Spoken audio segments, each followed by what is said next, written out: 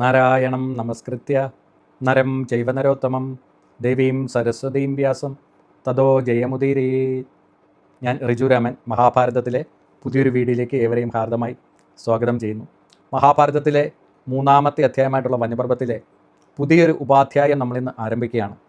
പതിവ്രത മാഹാത്മ്യ പർവം എന്ന് പറയുന്ന പുതിയ ഒരു ഉപപർവമാണ് നമ്മളിവിടെ ഇന്ന് പറയാൻ വേണ്ടിയിട്ട് പോകുന്നത്. കഴിഞ്ഞ കുറച്ച് വീഡിയോകളായിട്ട് മഹാഭാരതത്തിലെ രാമായണമാണ് പറഞ്ഞുകൊണ്ടിരുന്നത്. അപ്പോൾ രാമായണത്തിൻ്റെ കഥ നല്ലതുപോലെ അറിയാവുന്നവർക്കൊക്കെ നമ്മൾ വായിച്ചിട്ടുള്ള എഴുത്തച്ഛൻ്റെ രാമായണത്തിൽ നിന്നും കുറേയൊക്കെ വ്യത്യാസപ്പെട്ടിട്ടുള്ള പല കാര്യങ്ങളും ഈ രാമായണത്തിലുള്ളതായിട്ട് നമുക്ക് കാണാം. അപ്പം വ്യാസഭഗവാൻ എങ്ങനെയാണോ 1,20,000-ൽ പല ശ്ലോകങ്ങളിലൂടെ മഹാഭാരതത്തെ അവതരിപ്പിച്ചത്, അത് അതേ രീതിയിൽ തന്നെ വിവർത്തനം ചെയ്ത മലയാളത്തിലേക്ക് ഗദ്യമായിട്ട് വിവർത്തനം ചെയ്ത ആളാണ് വിദ്വാൻ കെ പ്രകാശൻ. അപ്പോൾ അദ്ദേഹം എങ്ങനെയാണോ ഈ പുസ്തകത്തിൽ ഇതിനെയൊക്കെ പ്രതിപാദിച്ചിട്ടുള്ളത്, അതേ രീതിയിൽ തന്നെയാണ് ഞാനിവിടെ പുനരാവിഷ്കരിച്ചു കൊണ്ടിരിക്കുന്നത്. അപ്പോൾ ഇന്ന് നമ്മൾ പുതിയൊരു കഥ കേൾക്കുകയാണ്. ഇന്ന് നമ്മൾ കേൾക്കുന്നത് നമുക്കൊക്കെ വളരെ സുപരിചിതമായിട്ടുള്ള, പണ്ട് എൻ്റെ വളരെ ചെറുപ്പകാലത്ത്, വർഷം ഞാൻ നോക്കിയില്ല, ആ വളരെ ചെറുപ്പകാലത്ത് ഞാൻ തിയേറ്ററിൽ പോയി കണ്ട ഒരു സിനിമ ഇപ്പോഴും എൻ്റെ മനസ്സിലുണ്ട്. അന്ന് സത്യവാനായിട്ട് കമലഹാസനും സാവിത്രിയായിട്ട് ദിവംഗതയായിട്ടുള്ള തമിഴ് ഹിന്ദി നടിയായിട്ടുള്ള ശ്രീദേവിയുമായിരുന്നു. അപ്പോൾ അന്നത്തെ ആ രംഗങ്ങളൊക്കെ ഇപ്പോഴും, അന്ന് അതൊരു കളർ സിനിമയായിരുന്നു, അന്നത്തെ ആ രംഗങ്ങളൊക്കെ ഇപ്പോഴും എൻ്റെ മനസ്സിൽ ചെറുതായിട്ട് കിടക്കുന്നുണ്ടെന്നാണ്. അപ്പോൾ ആ രീതിയിൽ സിനിമയിലൂടെയൊക്കെ മലയാളികൾക്ക് വളരെ സുപരിചിതമായിട്ടുള്ളൊരു കഥയാണ്. അപ്പം നമ്മൾ കഥയിലേക്ക് കിടക്കുകയാണ്. കഴിഞ്ഞ രാമായണം, അതായത് മഹാഭാരതത്തിലെ രാമായണം വിശദമായിട്ട് കേൾക്കാനുള്ളവർക്ക് കഴിഞ്ഞ 5 വീഡിയോകളിലായിട്ട് അത് വിശദമായിട്ട് പറയുന്നുണ്ട്. അപ്പം അതിൽ കയറി കഴിഞ്ഞാൽ അത് വിശദമായിട്ട് കേൾക്കാൻ വേണ്ടിയിട്ട് സാധിക്കും. പതിവ്രത മാഹാത്മ്യ പർവം, അതാണ് ഇന്നത്തെ നമ്മളുടെ കഥാഭാഗം.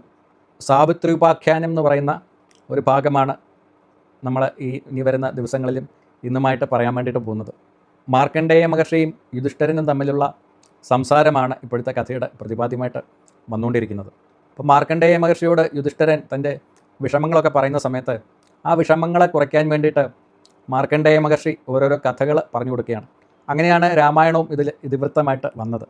അപ്പോൾ വീണ്ടും രാമായണം കേട്ട് കഴിഞ്ഞപ്പോൾ തൻ്റെ കാര്യത്തിൽ യുധിഷ്ഠിരന് വിഷമം മാറി. പക്ഷേ തൻ്റെ പ്രിയ പത്നിയായിട്ടുള്ള ദ്രൗപദിക്ക് എന്തുകൊണ്ടാണ് ഇങ്ങനത്തെ ദുര്യോഗങ്ങളൊക്കെ ഉണ്ടായത്? കാരണം ദ്രൗപദി ഒരു കുറ്റവും ചെയ്യാത്ത രാജകുമാരിയാണ്. അവൾ അയോനിജയായിട്ട് ജനിച്ചതാണ്. ഒരു അച്ഛൻ്റെ അമ്മയുടെ മകളായിട്ടല്ല, അഗ്നിയിൽ തന്നെ രൂപം കൊണ്ടവളാണ്, ദേവിയാണ്.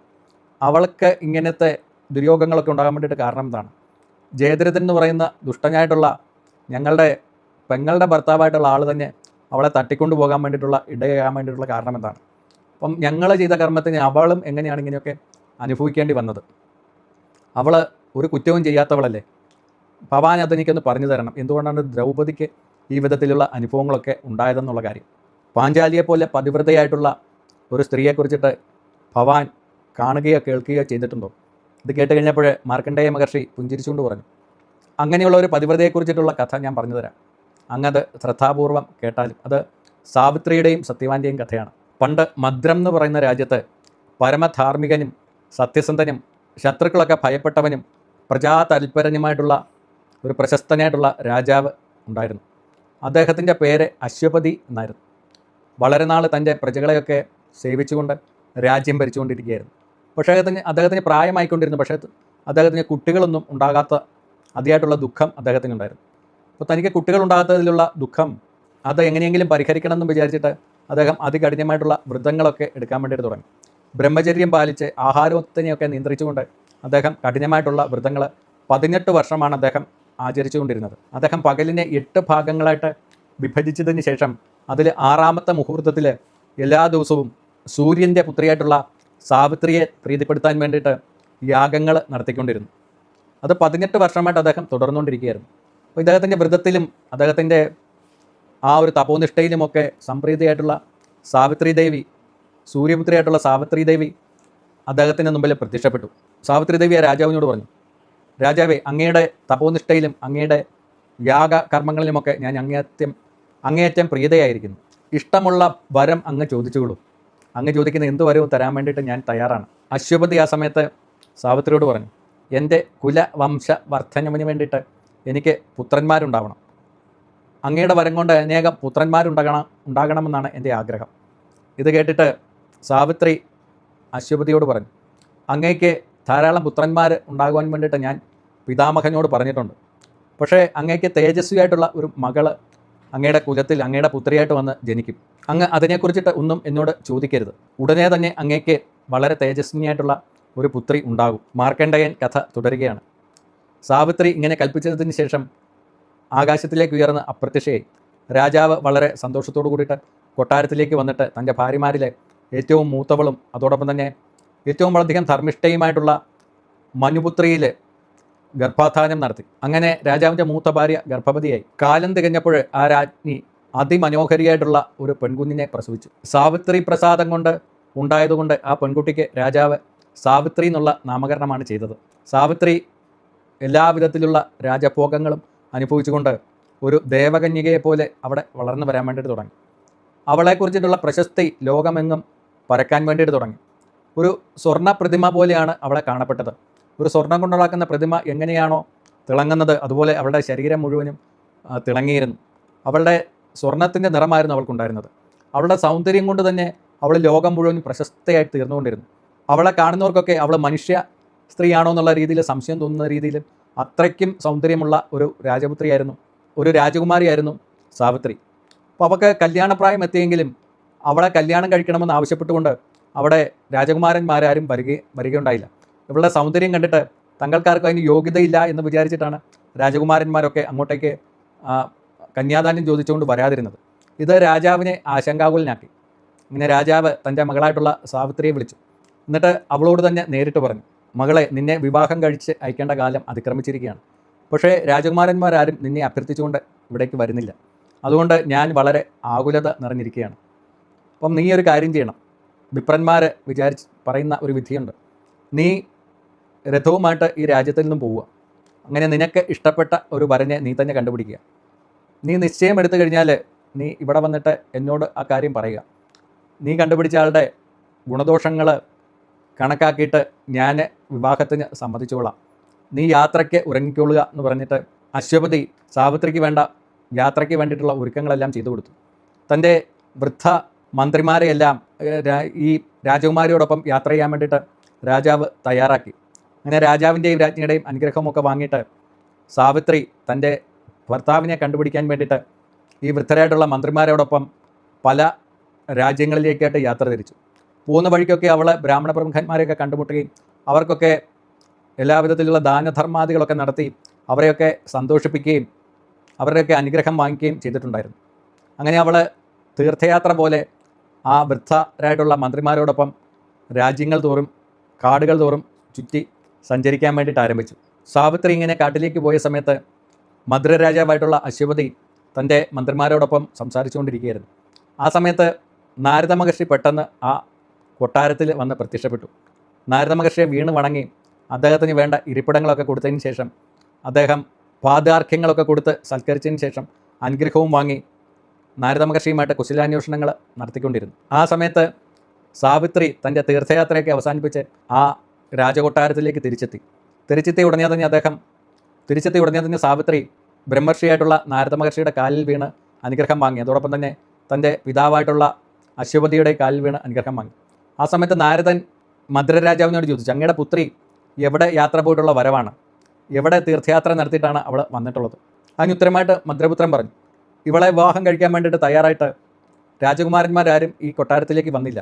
അതുകൊണ്ട് അവൾ സ്വന്തമായിട്ട് അവളുടെ ഭർത്താവിനെ കണ്ടുപിടിക്കാൻ വേണ്ടിയിട്ട് പല ദേശങ്ങളും യാത്ര ചെയ്തിട്ട് വന്നിരിക്കുകയാണ്. ഭവാനെ, അങ്ങ് തന്നെ നേരിട്ട് ചോദിക്കൂ, അവൾ ആരെയാണ് പതിയായിട്ട് കണ്ടുപിടിച്ചിരിക്കുന്നതെന്ന്. മാർക്കണ്ഡേയ മഹർഷി യുധിഷ്ഠിരനോട് കഥ തുടരുകയാണ്. വിശദമായി പറയൂ എന്ന് അശ്വപതി രാജാവ് മകളോട് ആവശ്യപ്പെട്ടത് പ്രകാരം സാവിത്രി തൻ്റെ ഭാവി വരനെ കണ്ടുപിടിച്ച കാര്യം വിശദമായിട്ട് രാജാവിനോടും നാരദ മഹർഷിയോടും പറയാൻ വേണ്ടിയിട്ട് ആരംഭിച്ചു. ഞാൻ കാട്ടിലൂടെ നടക്കുന്ന സമയത്ത് അവിടെ വെച്ചിട്ട് കുരുടനായിട്ടുള്ള ഒരു രാജാവിനെ കണ്ടുമുട്ടി. അദ്ദേഹം ശ്വാല്യരാജ്യത്തെ രാജാവായിട്ടുള്ള ദുർമൽസേനൻ എന്ന രാജാവായിരുന്നു. അദ്ദേഹത്തിന് കാഴ്ച നഷ്ടപ്പെട്ടു. അദ്ദേഹത്തിന് ആ സമയത്ത് ഒരു ബാലനും ഉണ്ടായിട്ടുണ്ടായിരുന്നു. അദ്ദേഹം കുരുടനായിട്ട് അറിഞ്ഞിട്ട് അദ്ദേഹത്തിൻ്റെ അയൽ രാജ്യത്തുള്ള ശത്രുരാജാവ് അദ്ദേഹത്തിൻ്റെ രാജ്യത്തിനെ ആക്രമിച്ച് കീഴടക്കി. ആ സമയം അദ്ദേഹം തൻ്റെ ഭാര്യയും മകനുമായിട്ട് കാട്ടിലേക്ക് ഓടി രക്ഷപ്പെടുകയാണ് ഉണ്ടായത്. ഞാൻ കാട്ടിലൂടെ നടക്കുന്ന സമയത്ത് അദ്ദേഹത്തിൻ്റെ പുത്രനായിട്ടുള്ള സത്യവാനെ ഞാൻ കണ്ടുമുട്ടി. സത്യവാനെ കണ്ടപ്പോൾ തന്നെ ഇവൻ തന്നെയാണെന്ന് എൻ്റെ ഭർത്താവെന്ന് തീരുമാനിച്ചിട്ടാണ് ഞാൻ അങ്ങയുടെ അടുത്തേക്ക് വന്നിട്ടുള്ളത്. അത് കേട്ട് കഴിഞ്ഞപ്പോൾ ഉടനെ നാരദൻ പറഞ്ഞു, അയ്യോ പാവം സാവിത്രി, അവൾ കാര്യമറിയാതെയാണ് സത്യവാനെ പതിയായിട്ട് തീരുമാനിച്ചിരിക്കുന്നത്. ഇവൾ പറഞ്ഞ കാര്യങ്ങളൊക്കെ സത്യമാണ്. സത്യവാൻ്റെ അച്ഛൻ വളരെ ധർമ്മിഷ്ഠനായിട്ടുള്ള രാജാവാണ്.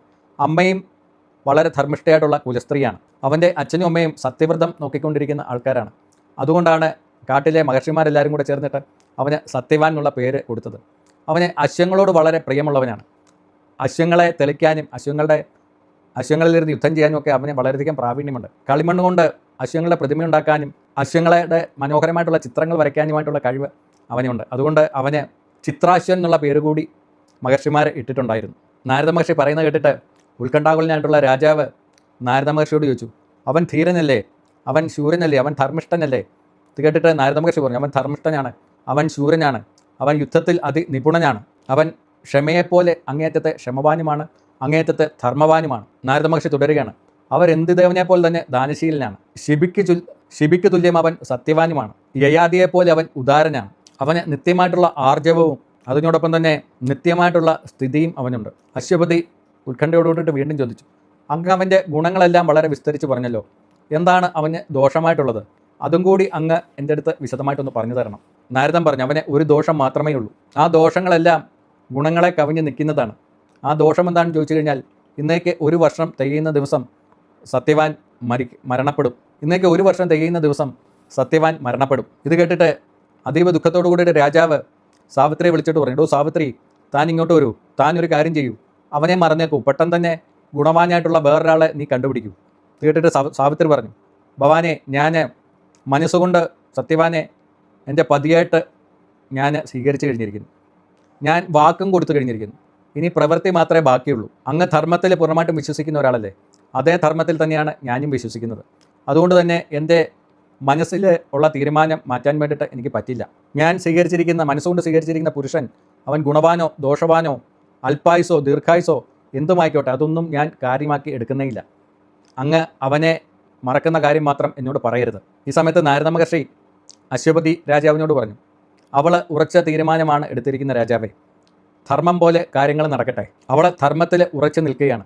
സത്വാനെ പോലെ ഗുണശീലനായിട്ടുള്ള വേറൊരു രാജകുമാരനെ അങ്ങേക്ക് കിട്ടാൻ വേണ്ടിയിട്ട് പോകുന്നില്ല. അതുകൊണ്ട് സത്യവാന് സാവിത്രിയെ നൽകാം എന്നാണ് എൻ്റെ അഭിപ്രായം. രാജാവ് പറഞ്ഞു, ഭവാൻ ഒരു കാര്യം പറഞ്ഞാൽ പിന്നെ എൻ്റെ മനസ്സിൽ അതിന് മാറ്റമില്ല. ഭവാനാണ് എൻ്റെ ഗുരു. അതുകൊണ്ട് ഞാൻ സന്തോഷത്തോടു കൂടിയിട്ട് തന്നെ എൻ്റെ മകളെ സത്യവാന് കൊടുത്തുകൊള്ളാം.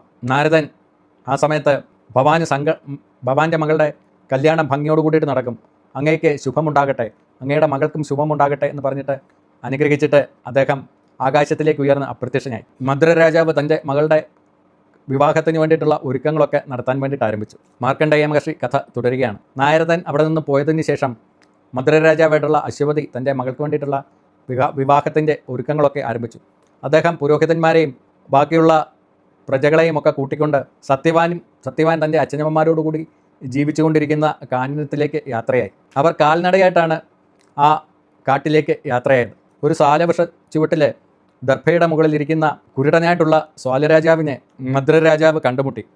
മദ്രരാജാവ് വന്നു പറഞ്ഞിട്ട് സ്വാലരാജാവായിട്ടുള്ള ദ്രുമൽസേനൻ അദ്ദേഹത്തിന് പാദാർഘ്യങ്ങളൊക്കെ കൊടുത്തിട്ട് വളരെ ആദരവോട് കൂടിയിട്ട് സ്വീകരിച്ചിട്ട് തൻ്റെ അടുക്കൽ ഇരുത്തി.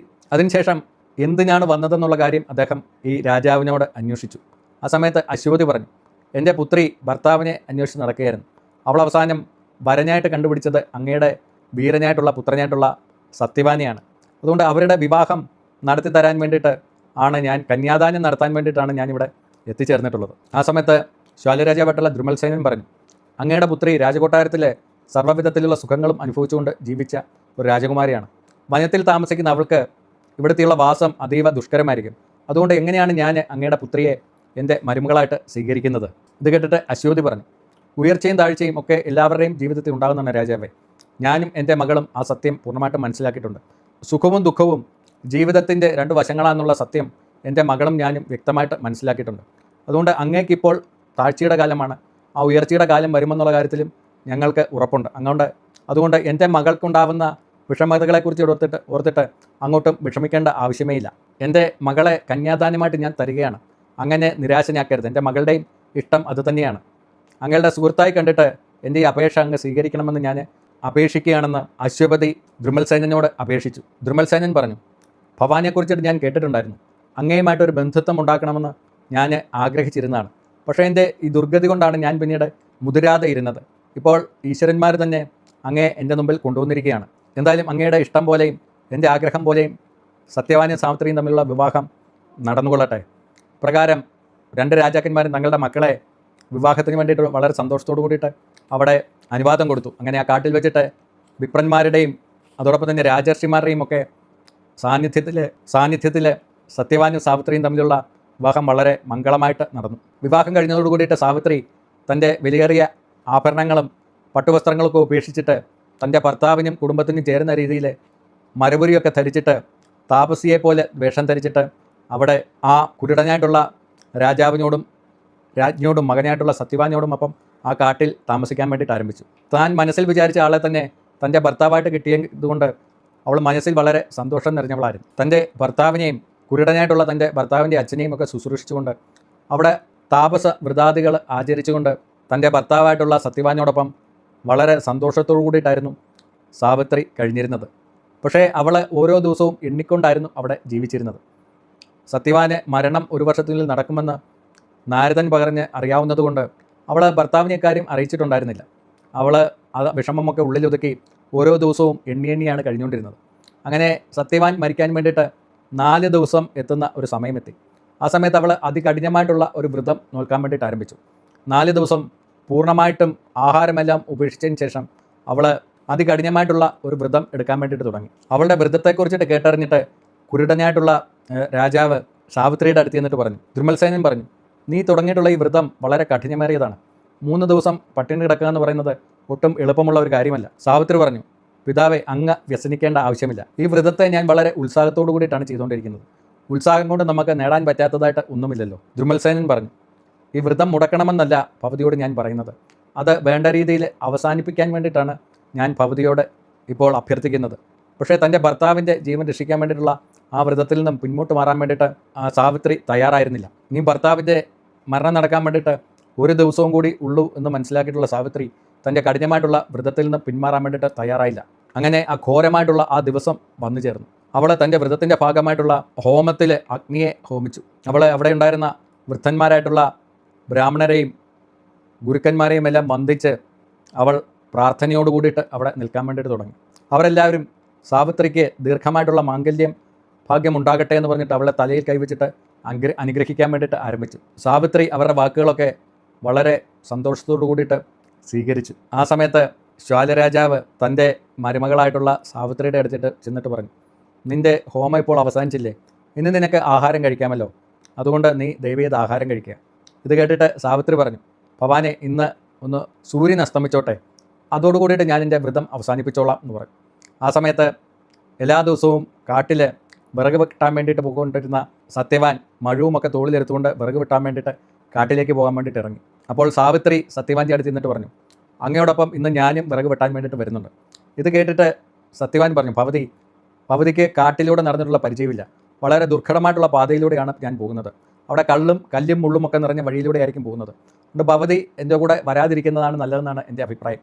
പക്ഷേ സാവിത്രി എത്രയൊക്കെ നിർബന്ധിച്ചിട്ടും സത്യവാനോടൊപ്പം പോകണമെന്നുള്ള നിർബന്ധത്തിൽ നിന്നു. അങ്ങനെ സാവിത്രിയും കൂടെ വരാൻ വേണ്ടിയിട്ട് സത്യവാൻ സമ്മതിച്ചു.